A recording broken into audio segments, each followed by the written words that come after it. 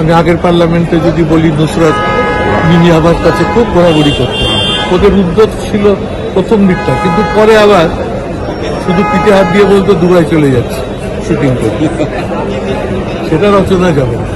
ওই যে বলছে চারদিকে ধোঁয়া ধোঁয়া, কত শিল্প হয়েছে, যদি কেউ বিড়ি টানতে টানতে রাস্তায় ধোঁয়া ছাড়তে ছাড়তে বেরিয়ে যায়, আপনি ওই কাঁচ তোলা গাড়ি এসি গাড়ির ভিতর থেকে বলবেন যে কত শিল্প হচ্ছে রাস্তায় পথে ঘাটে।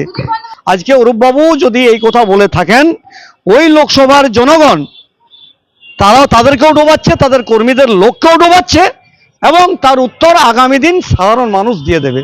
আমরা জন্মলগ্ন থেকে ব্রিটানিয়া বিস্কুট খেয়ে খেয়ে দাদু নাতি খেয়ে শেষ করতে পারে না, একদিনেই শেষ করে দিলেন এই রচনা দিদির দল। ওটা দিদি তো ভালো করেই জানে, কিন্তু দেখে নিয়েছে যে গোলাওয়াড়া পর্যন্ত খেয়ে ফেলেছে। এরপরে তো ইডি সিবিআই যেভাবে পিছনে ঘোরাঘুরি করছে, যে কোনো সময় সবগুলোই তিহারে চলে যাবে।